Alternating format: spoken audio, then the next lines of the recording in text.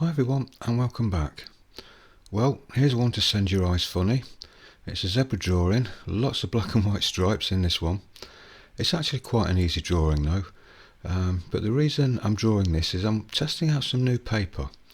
I've just been sent an A3 pad of Canson Academy drawing paper.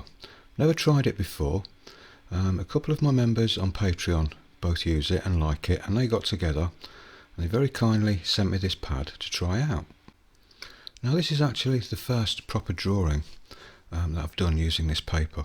I've done a few little experiments before I actually committed myself to doing this drawing, and I have to say it was a love at first sight. I absolutely love this paper, but there's a big drawback to it. If you live in the UK, it's not available here. There's only certain countries you can actually purchase this paper in.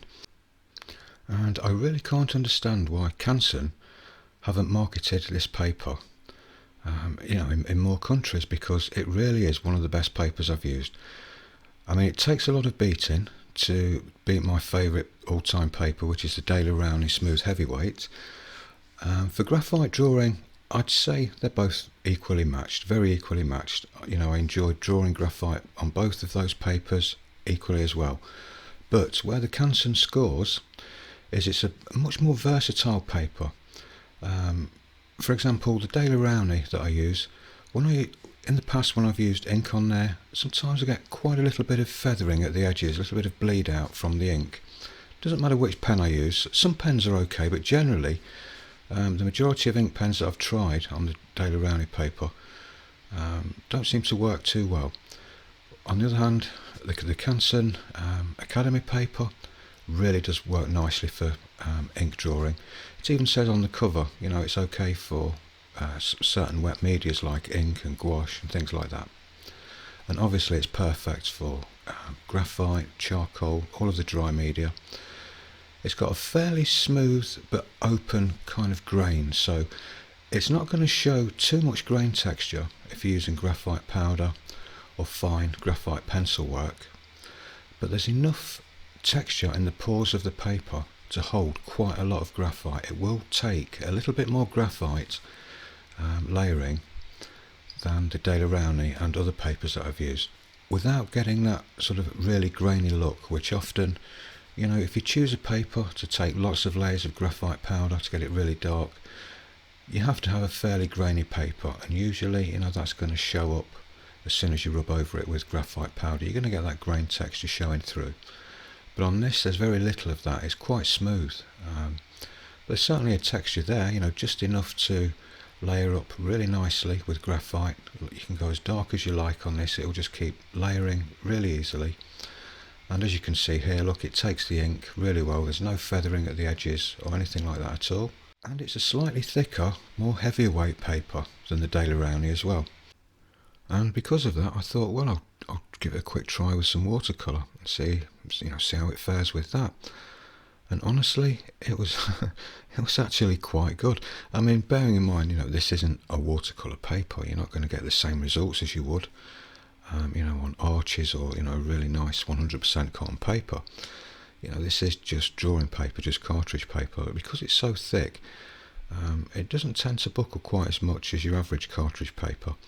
And it took the washes really quite well. So again, it's quite a versatile paper.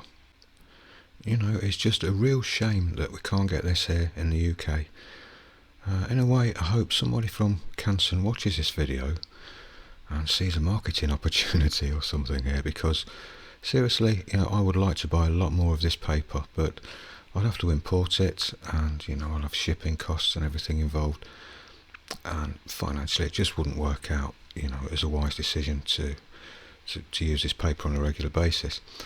But with that said, I might even do that, because once I've used all of this paper, I can't see me not wanting to use it again. I've done quite a few little experiments with this, and I see loads of potential in this paper. But who knows? I mean, maybe by the time I've worked my way through this pad and I've run out of paper, maybe Canson will have started selling this in the UK market. I really, really hope so. So if you're not in the UK and you've got this paper where you are and you've been wondering what it's like, maybe you've thought about buying a pad just to try, I can highly recommend this. You won't be disappointed with the way this paper performs for graphite, for ink.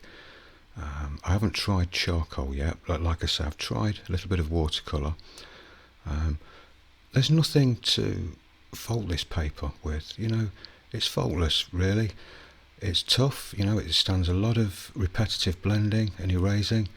I haven't really put it through its paces. Like I say, this is only really the first proper drawing that I've done, but I have wasted one sheet just on lots of different experiments just to see how much graphite I could get on there, and how well does it take graphite powder, and like I mentioned, watercolor and all those type of things.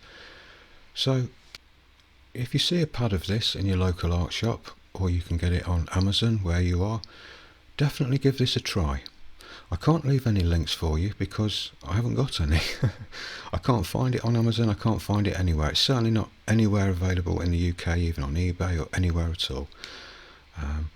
So hopefully you can find it in your local art shop and give it a try. Or maybe you've already tried it, I don't know. Maybe you're already using this paper. If you are, let me know in the comments. Leave me a bit of feedback there to let the other viewers know what your findings are with this paper. It'd be interesting to hear your thoughts on it.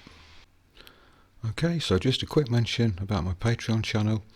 This drawing will be a full real-time tutorial over there on my Patreon channel, along with many other drawing and painting projects as well. I think there's about 800 or so videos over there now.